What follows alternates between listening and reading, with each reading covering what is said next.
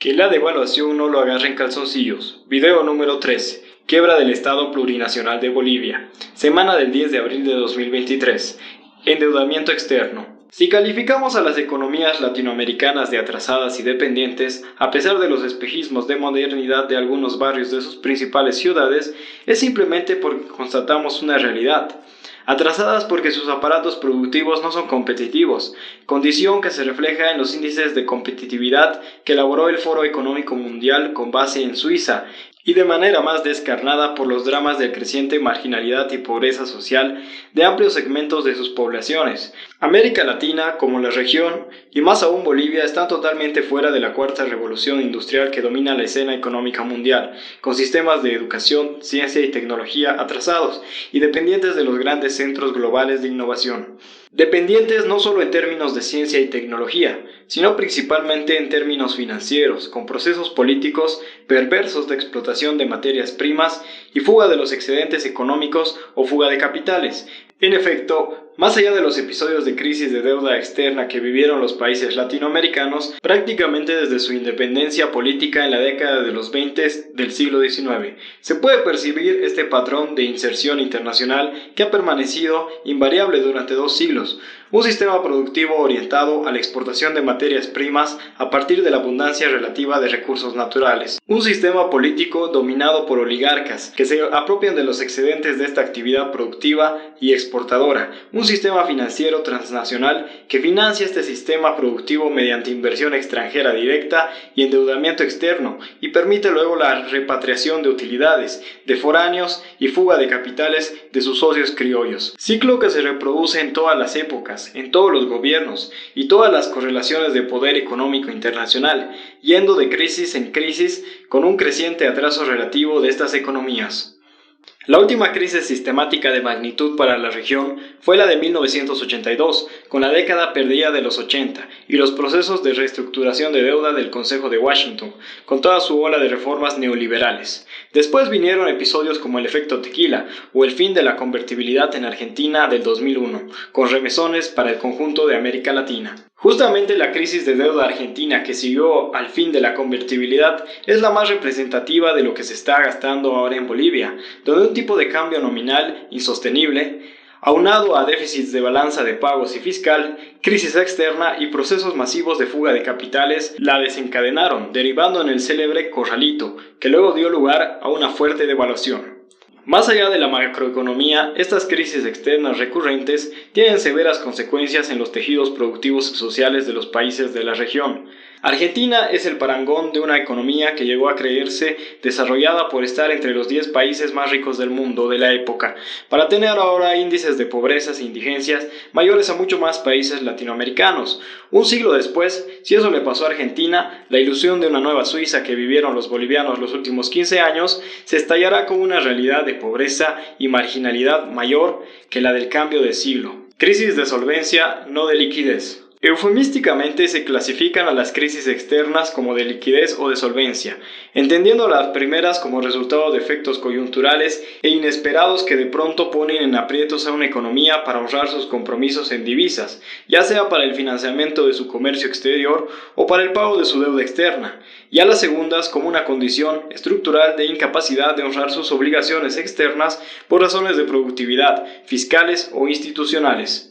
En nuestro criterio, esta diferenciación es aparente, ya que la historia económica de Latinoamérica muestra que todos los países de la región siempre han estado en una situación de debilidad estructural de sus aparatos productivos y con sistemas de gobierno débiles, tanto en lo fiscal como institucional, aspectos que se pondrán en evidencia nuevamente y de forma generalizada en la crisis global que se avecina. Las épocas de bonanza siempre han sido pasajeras y los periodos de ajuste más bien la norma. En el caso boliviano, el debate entre defensores del actual gobierno y su modelo económico contra sus detractores coyunturales se centra en que, para los primeros, los actuales problemas que está atravesando la economía boliviana son de liquidez por factores esenciales relacionados con la coyuntura externa que se está viviendo. Según ellos, atribuibles a la guerra de Ucrania, mientras para los segundos los problemas obedecen a errores de política económica del actual gobierno, entre los cuales el principal es el déficit fiscal y la mala e ineficiente asignación de los recursos de inversión pública. Sin embargo, estos detractores y opositores no llegan a plantear que los actuales problemas económicos de Bolivia son estructurales, ya que, por ejemplo, ninguno cuestiona que el tipo de cambio nominal permanezca fijo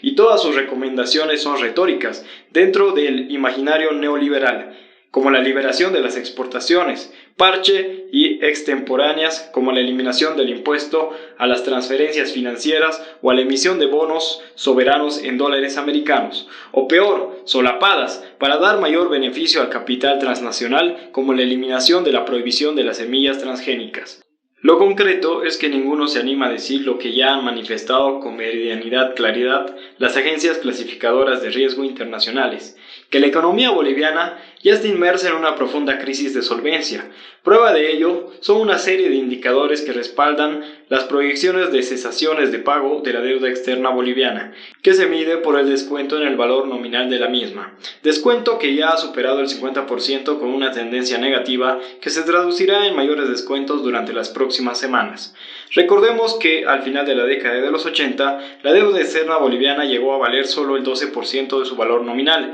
situación que dio lugar a los célebres condonaciones de deuda soberana, que implica la imposibilidad de conseguir financiamiento voluntario en los mercados internacionales.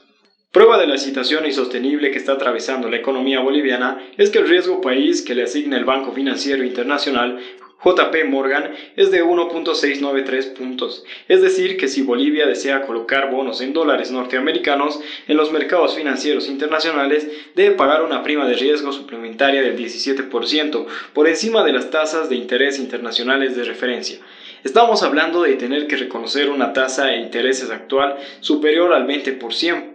Una cifra totalmente especulativa que muestra que todos los actores financieros internacionales están descontando la explosión de una fuerte crisis económica, la flotación del tipo de cambio, en suma una mega devaluación. Quiebra de una economía. La cesación de pagos de deuda externa, conocida también como default, técnicamente representa la quiebra de una economía, que en sentido más amplio también ilustra la quiebra de todo un país en su dimensión política y social, más que el fracaso del modelo del gobierno de turno. Esperemos que esta crisis también pueda ser percibida por el conjunto de bolivianos como una oportunidad y que el debate no solo se centre en los aspectos técnicos de la macroeconomía, sino que por el fin se dirija la mirada a la microeconomía y al aparato productivo, de cómo hacerlo más competitivo a partir de los paradigmas de la cuarta revolución industrial, del desarrollo tecnocientífico en curso, en suma de la educación, la ciencia y la tecnología. También corresponderá replantear las alianzas sociales y políticas dentro de nuevos marcos institucionales, que tengan como objetivo el bienestar común dentro de parámetros de ética y confianza. Caso contrario, esta crisis no servirá de nada, y no será más que un nuevo episodio en el ciclo vicioso que domina a la región los últimos 2 siglos, con medidas de ajuste empobrecedoras y de mayor explotación de nuestros recursos naturales.